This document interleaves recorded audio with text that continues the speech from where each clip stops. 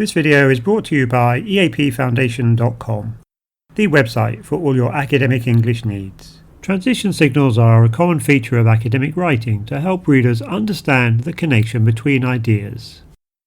So this video will look at transition signals. And it will be covering 5 different areas. First, we'll have a definition of transition signals so that we can understand what they are. Then we'll look at the grammar of transition signals. Then we'll look at different types of transition signals, compare, contrast, cause, effect, and so on. Although in this video we'll just do that very briefly.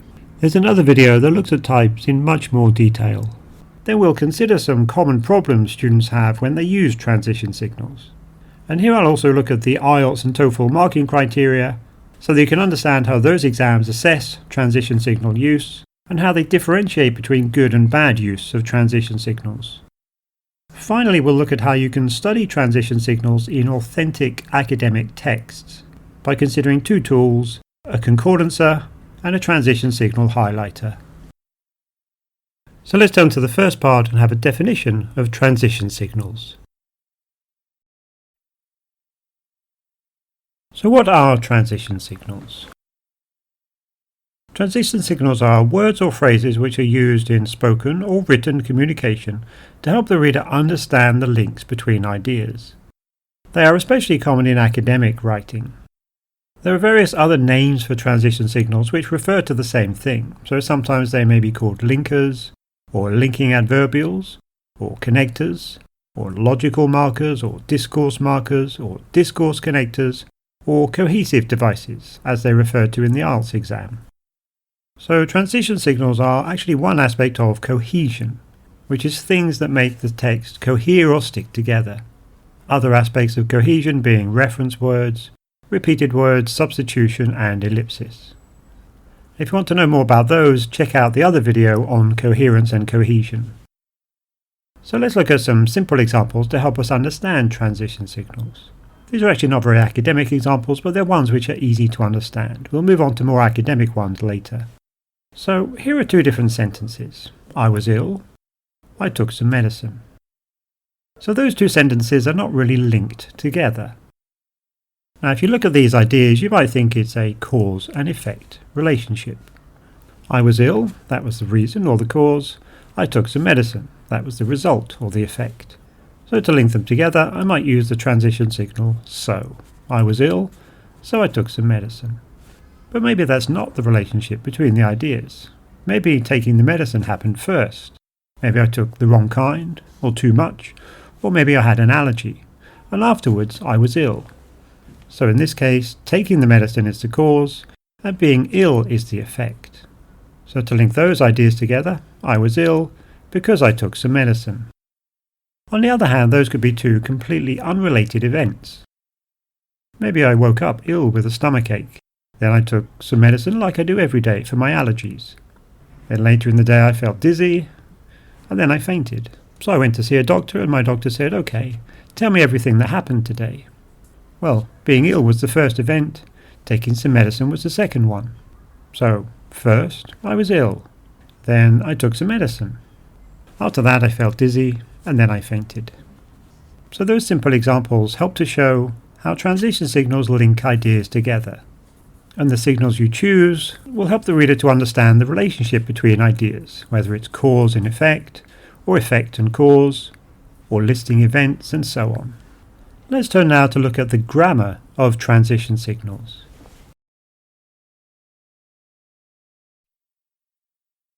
So if we look at transition signals according to grammar, there are 3 different types. First there are sentence connectors, then there are clause connectors, and then there are other words and phrases. Let's consider each of these in turn, beginning with sentence connectors. So these are also called adverbials, and they're used to connect sentences or sometimes paragraphs together. The sentences are usually joined by a full stop, a period, or a semicolon, although in fact it's much more common to link sentences with a full stop rather than a semicolon. They are usually followed by a comma unless they appear at the end of the sentence. And for this type of transition signal, the position in the sentence can vary in order to add emphasis to different parts of the sentence. So here's an example of a sentence connector. Transition signals are very useful. However, they should not be used to begin every sentence. So the word however links these two sentences together. Here's another example, the same example, this time showing how the sentences can be linked by a semicolon instead of a full stop. This next example shows how the position can change for emphasis. Transition signals are very useful. They should not, however, be used to begin every sentence. So changing the position emphasizes should not. Or we could even put it at the end of the sentence. Transition signals are very useful. They should not be used to begin every sentence, however. And changing it to the end of the sentence emphasizes every sentence. Here's a different transition signal. Contrast transitions are one type of transition signal. In addition, there are others such as compare signals and addition signals. So how about clause connectors? These are also called conjunctions, and these link two clauses together to form a single sentence. The clauses should be joined by a comma. And unlike with sentence connectors, the position of the transition signal in the sentence cannot vary. So here are some examples. These are actually the same examples as just now, but using clause connector transitions. Transition signals are very useful, but they should not be used to begin every sentence. Although transition signals are very useful, they should not be used to begin every sentence. Contrast signals are one type of transition signal, and there are others such as compare signals and addition signals. So you can see in each case here, the clauses are connected by a comma. Finally, there are other words and phrases which are not sentence connectors and they're not clause connectors, but they function in the same way as transition signals. As such, they follow different grammar patterns. Many are followed by nouns or noun phrases. So here are some examples, again using the same ideas as just now. Despite their importance in achieving cohesion, transition signals should not be used to begin every sentence. So here the transition is despite, and this is followed by a noun phrase. Their importance in achieving cohesion. There's actually already an example of an other connector type in the sentence we just had. So the phrase such as, to give an example, which is also followed by a noun phrase. In this case, compare signals and addition signals. A different example, contrast signals are one type of transition signal. Another type is comparison signals. Finally, clause connectors are unlike sentence connectors in that they are used within a single sentence. So this is an example of a verb used as a transition signal, to be unlike. Let's move on now and look at different types of transition signal according to their function.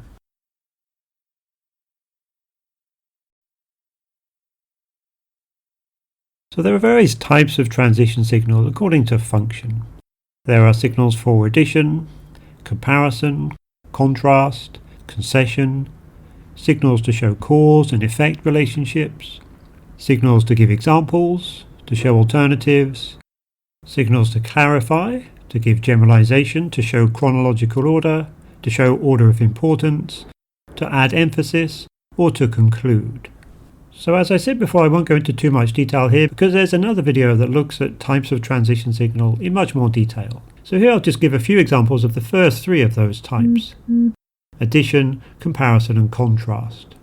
In terms of addition signals, there are sentence connectors such as also, furthermore, in addition, moreover, additionally, clause connectors and, nor, and other connectors, another and additional. For comparison transition signals, there are sentence connectors such as similarly, likewise, in the same way. Clause connectors are as, just as, in the same way as, and some other connectors like, just like, to be similar to be similar in, to be comparable to, and so on. Contrast transition signals include however, in contrast, in comparison, by comparison on the other hand, which are all sentence connectors, while, whereas, but, which are clause connectors, and other signals are to differ from, to be different from or to be dissimilar to be unlike, and in contrast to. Again, to see all of these in much more detail, including example sentences, check out the other video about types of transition signal. Let's look now at some common problems students have when using transition signals.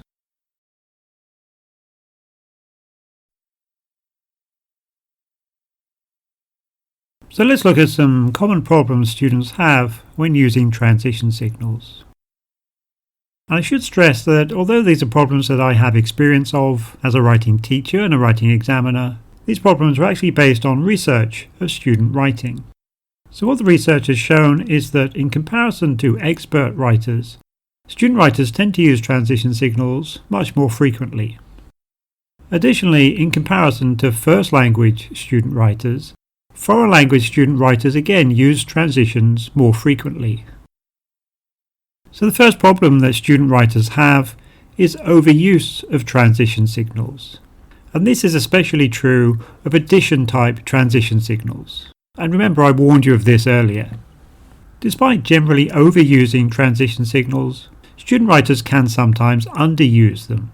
And this is especially the case with comparison and contrast signals and cause and effect signals. Another problem is using informal transitions, such as besides or though. Another problem for students with academic writing is using so, and, or but at the start of a sentence. So these transitions are fine, in fact they're very common in informal writing, such as letters or emails. But these transitions are very rarely used in academic writing. Another problem that student writers have, of course, with transition signals is making grammar errors with the different types of signals. A final problem that student writers have is using the wrong type of transition signal. For example, using a cause signal instead of an effect signal. So let's have a look now at how IELTS assesses the use of transition signals, in particular differentiating between good and bad use of transition signals. So the IELTS writing task, as you may know, is assessed under 4 different areas. Grammar errors with transition signals obviously are considered under grammatical range and accuracy, while using informal transitions such as besides and though, or using basic transitions such as so, and but at the start of a sentence are considered under lexical resource, especially in terms of the range of vocabulary and the academic style. In general, however, transition signals are assessed under the coherence and cohesion band descriptors, because as I said earlier, transition signals are one aspect of good cohesion. So these are the IELTS writing band descriptors from 9 down to 5 for coherence and cohesion, taken from the publicly available version of the band descriptors for writing task 2. So in the IELTS band descriptors, transition signals are referred to as cohesive devices. So we can see that overuse appears in several places. So it's in band 7, there may be some overuse. In band 6 it talks about mechanical use. And writing is mechanical because of doing something over and over again, for example overusing transition signals. And in band 5, overuse of cohesive devices. So we see underuse in several places. Band 7, maybe some underuse. Band 5 makes inadequate use. Inadequate meaning not enough. So it's only when we get to band 8 that there is no overuse or underuse of cohesive devices, in other words transition signals. In terms of using the wrong type, we see in band 6 faulty use of cohesive devices. Faulty meaning wrong or inaccurate. And then at band 5 we have inaccurate use of cohesive devices. At band 7 then we need to be making accurate use of cohesive devices. If we put this on a scale to make it clearer, 5 means the writing has overuse, underuse or inaccurate use. 6 means it may have overuse, underuse or inaccurate use. 7 means it may have some overuse or some underuse, but the transition signals are used accurately. Then at band 8 we have the right amount and accurate use of transition signals, in other words cohesive devices. How about the TOEFL criteria then? So again, these are the publicly available versions of the TOEFL criteria, the TOEFL rubric, and the tasks on TOEFL are scored from 5 down to 0. So at 5 you can see there are no problems. So for a 5 score, transition use should be accurate and appropriate. If we look at the rubric for 4, we see may contain occasional unclear connections. So connections are unclear because of occasional underuse or occasionally inaccurate use. Then for a 3 score, we see connection of ideas may be occasionally obscured. So again, this means occasional underuse or occasionally inaccurate use. And these two descriptions may seem the same. However, if connections are unclear, it's likely to be because of underuse. Whereas if they are obscured, which means hidden, then that's more serious, and it's more likely to be because of inaccurate use. And then if we look at a 2 score, so here we have inadequate connection of ideas. So the connection would be inadequate because of underuse or inaccurate use. And in this case, it needs to be more than occasional. So this is the scale we saw earlier for IELTS. If we try and relate TOEFL to this scale, 2 would be for writing which has underuse or inaccurate use. 3 would be next, which may have underuse or may have inaccurate use. 4 would be next, which may have some underuse, but is likely to be accurate. And 5 would be using the right amount and using transition signals accurately. Let's turn now to the final section, which is about how to use authentic academic texts to study transition signals. So there are 2 tools I'm going to use in this part, a concordancer and a transition signal highlighter. And in case you're unfamiliar with concordancers, a concordancer is like a search engine, but it searches through text for words or phrases which you put in the search box. And it's especially powerful because you can search through different types of text. So the concordancer I'm going to use is on the LexTutor website, lextutor.ca. So first of all, choose concordance there, then English, and then here you can choose the corpus. So in this case I'm going to use the BAWE, and this is the British Academic Written English, which is a corpus which contains almost 3,000 pieces of high-level assessed student writing. So I'm going to begin by looking for the word however, a sentence connector.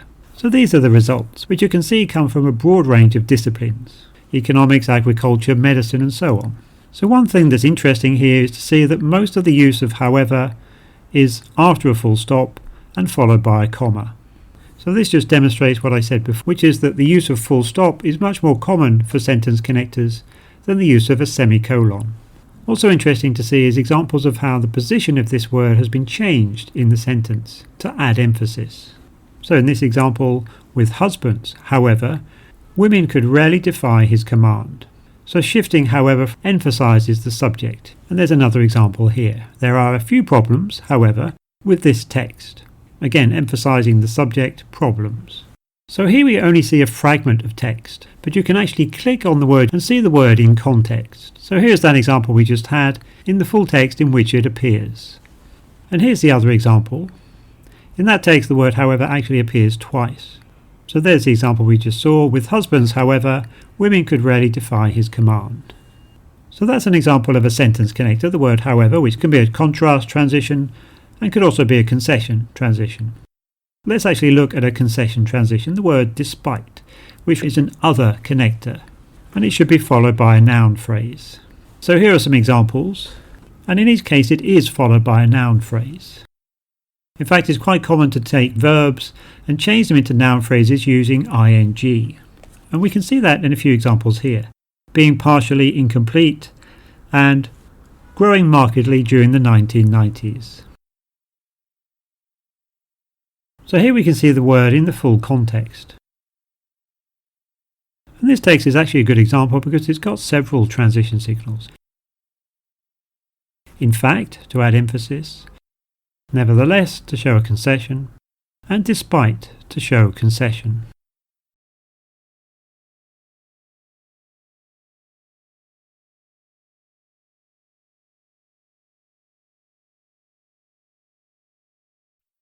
So a concordancer is one way that we can study transition signals in context. Another way is with a transition signal highlighter. So this highlighter is on the EAP Foundation website, and it's called the DCL highlighter.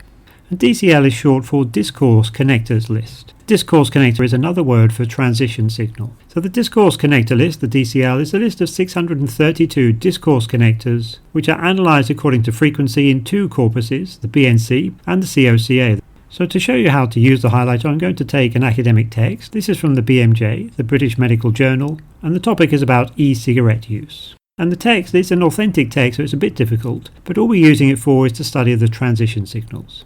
So all I need to do is paste it in the highlighter and then submit, and then it will highlight all of the discourse connectors.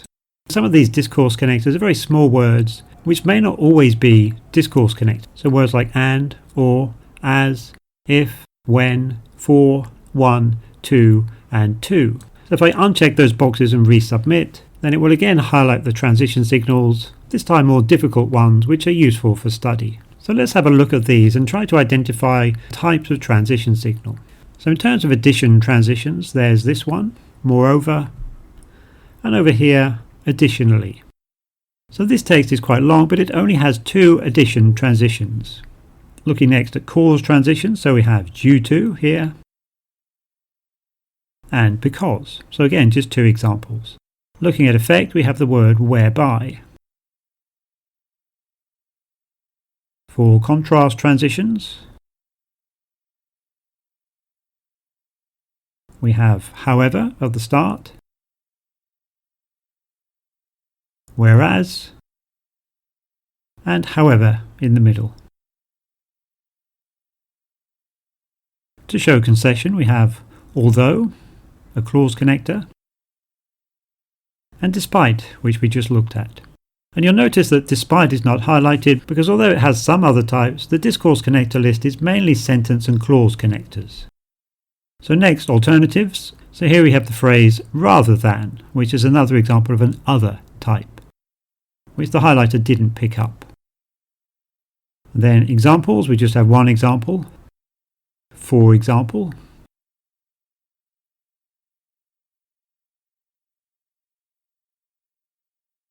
And to show chronological order, a few examples. Not this one, that's not an example of chronological order, although it looks like it. We have one here, since. Those also look like chronological transitions, but they're not. And at the end, the word since again. So we can see here there are quite a few transitions which we'd expect in an academic text, but not all that many. 2 addition transitions, 2 cause transitions, 1 effect transition, 3 contrast transitions, 2 transitions for concession, 1 to give an alternative, 1 to give an example, and 2 to show chronological order. So this highlighter is a really useful way for you to use authentic texts and to study the transitions which they contain. So you can use it on authentic academic texts, or you could even use it on your own writing to make sure that you're not overusing transition signals or possibly underusing them.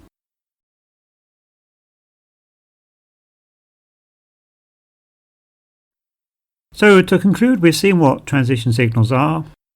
We've seen the grammar of transition signals, namely sentence connectors or adverbials, clause connectors or conjunctions, and other words or phrases which function as transitions. We've looked at the different types of transition signals according to function. We've seen some common problems that students have when using transition signals, in particular overuse of transition signals or possibly underuse. And we've seen some tools to study how transition signals are used in authentic academic texts. For more information on transition signals, including some exercises, check out the EAP Foundation website. And if you haven't done so already, don't forget to check out that second video, which gives more detail on different types of transition signal.